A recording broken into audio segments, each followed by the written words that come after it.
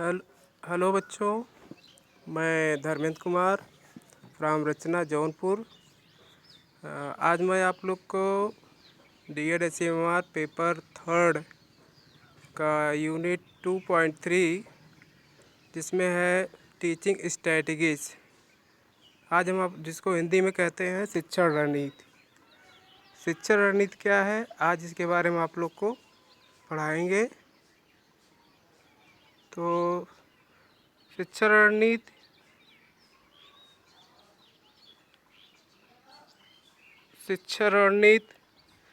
वह है किसी भी कौशल को सिखाने के लिए शिक्षक जिन जिन रणनीतियों का प्रयोग करके बच्चों को सिखाता है उसे हम शिक्षण रणनीति कहते हैं।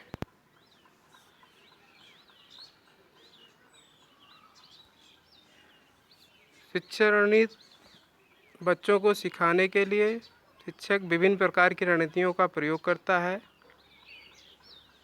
बच्चों को पढ़ाने के लिए कुछ शिक्षण रणनीति इस प्रकार से हैं। जैसे पहला है टास्क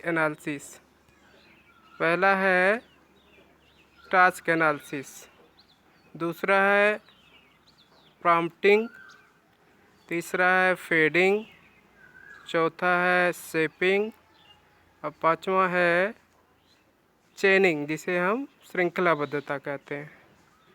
तो पहले हम देखेंगे कि कार्य विश्लेषण क्या है। इसके बारे में हम आप लोग पढ़ेंगे। तो कार्य विश्लेषण जैसा कि हम जानते हैं कि मानसिक बच्चों को किसी भी कार्य को करने में ज़्यादा समय लगता है। इसलिए मानसिक बच्चों को किसी भी कौशल को छोटे छोटे भागों में विभक्त कर उस कौशल को सिखाया जाता है, जिसके माध्यम से बच्चे उस कौशल को सीखने में आसानी होती है। अर्थात किसी भी कौशल को सीखने के लिए सिखाने के लिए बच्चों को उस कौशल को छोटे छोटे भागों में करके सिखाना ही टास्क एनालिसिस कहलाता है। अर्थात कार्य विश्लेषण मंदबुद्धि बच्चों के लिए एक ऐसी शिक्षा प्रक्रिया है जिसमें हम बच्चों को सिखाए जाने वाला कौशलों को छोटे छोटे भागों में बांटते हैं। इसी प्रकार कार्य विश्लेषण क्या है, उसके बारे में कुछ राइटर ने बताया है। पहला है सेवा के अनुसार। इन्होंने बताया है कि कार्य विश्लेषण मंदबुद्धि बच्चों को पढ़ाने की सर्वश्रेष्ठ तकनीक है। इन्होंने कहा है कि कार्य विश्लेषण मंदबुद्धि यानी कि हमारे बच्चों को पढ़ाने की सर्वश्रेष्ठ तकनीक ही है। इसी प्रकार दूसरे राइटर हैं स्मिथ और पाइने के अनुसार इन्होंने कहा है कि मंदबुद्धि बच्चों को शिक्षण प्रशिक्षण देने के लिए शिक्षक को कार्य विश्लेषण से अवगत होने की आवश्यकता होती है। इसी प्रकार नेक्स्ट राइटर जो है उन्होंने कहा है, जो राइटर है मैकार्थी के अनुसार, उन्होंने कहा है कि कार्य विश्लेषण वह शैक्षणिक नीति है जिसके अंतर्गत किसी कौशल को शिक्षण शिक्षण को विभिन्न भागों में बांटकर क्रमबद्ध तरीके से सजाया जाता है। अर्थात कार्य विश्लेषण वह शैक्षणिक नीति है जिसके अंतर्गत किसी भी कौशल को शिक्षण योग्य भागों में बांटकर क्रमबद्ध तरीके से सिखाया जाता है। इसी प्रकार दूसरा जो शिक्षण तकनीक है वह है प्रॉम्प्टिंग, जिसे हम हिंदी में सहायता कहते हैं। सहायता, जिसे हम हिंदी में सहायता कहते हैं। अब सहायता क्या है? सहायता क्या है? किसी भी कौशल को सिखाने के लिए बच्चों को जिन जिन सहायता की ज़रूरत पड़ती है, चाहे वो फिजिकल रूप से हो, चाहे साइन लैंग्वेज के रूप से हो, इस प्रकार की दी जाने वाली सहायता को ही प्रॉम्प्टिंग कहते हैं। प्रॉम्प्टिंग मुख्य रूप से 3 प्रकार के होते हैं। पहला है शारीरिक सहायता, दूसरा है शाब्दिक सहायता और तीसरा है सांकेतिक सहायता। अब शारीरिक सहायता क्या है? शारीरिक सहायता जब हम बच्चों को किसी भी कौशल या कार्य को निष्पादित करने में शारीरिक रूप से असक्षम महसूस करता है, या वह बच्चा जो शारीरिक रूप से अपने आप को असक्षम महसूस करता है, तो उस बच्चे को दी जाने वाली शारीरिक सहायता को ही शारीरिक सहायता कहते हैं। इसी प्रकार दूसरा है शाब्दिक सहायता। दूसरा है शाब्दिक सहायता। शाब्दिक सहायता वह होता है जब हम बच्चों को किसी भी कौशल को सिखाने के लिए जब उसे हम बोल कर जो सहायता देते हैं उसे हम शाब्दिक सहायता कहते हैं। जैसे बच्चा किसी कौशल को नहीं कर पा रहा है, तो जैसे अब उसे फॉर एग्जांपल, बच्चे तुम इस तरीके से नहीं, इस तरीके से करो, ऐसे नहीं ऐसे पकड़ो, इस तरीके से नहीं इस तरीके से लिखो, तो वह एक प्रकार से क्या है? शाब्दिक सहायता है, जिसे मतलब हम बोल करके दी जाने वाली सहायता को ही शाब्दिक सहायता कहते हैं। इसी प्रकार लास्ट में है सांकेतिक सहायता। लास्ट में हमारा है सांकेतिक सहायता। सांकेतिक सहायता, इसके अंतर्गत हम बच्चे के द्वारा कार्य को निष्पादन करने पर जो भी कार्य छूट जाता है उसके लिए संकेत के माध्यम से उसे बताना ही सांकेतिक सहायता कहता है।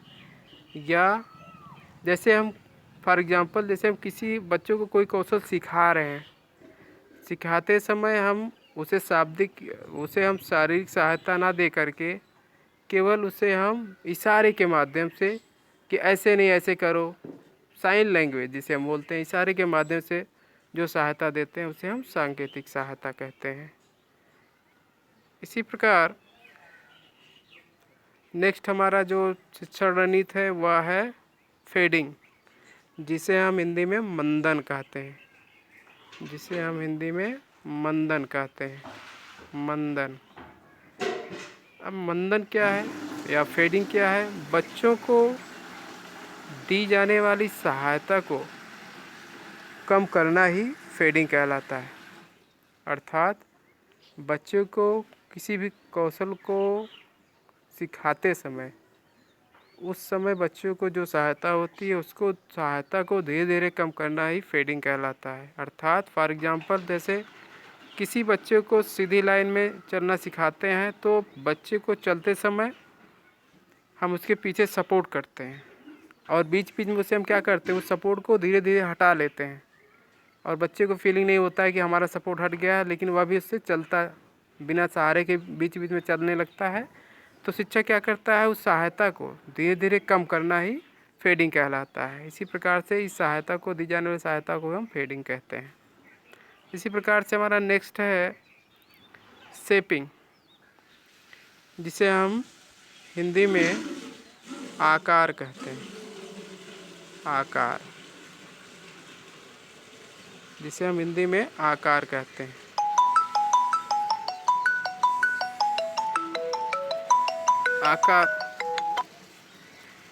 आकार जैसे कि जब हम बच्चे को किसी भी कौशल को सिखाते समय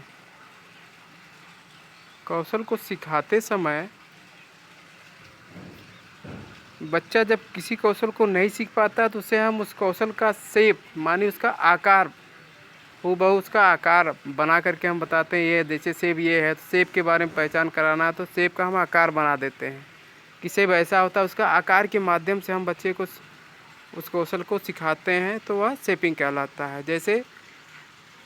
जैसे हम मान लीजिए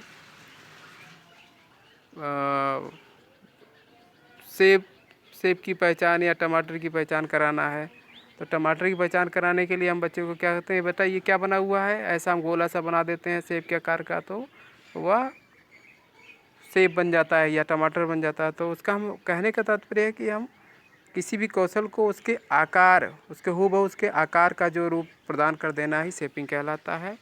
अर्थात जब हम बच्चे को कोई लक्ष्य या व्यवहार सिखाना होता है तो हम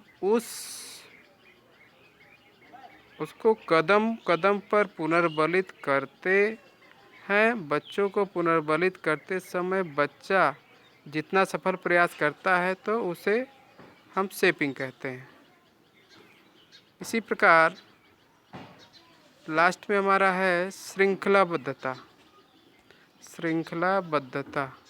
जिसे हम इंग्लिश में बोलते हैं चेनिंग। अब लास्ट में हमारा जो शिक्षण रणनीति है चेनिंग क्या है, किसी भी कौशल को क्रमबद्ध तरीके से सिखाना ही चेनिंग कहलाता है।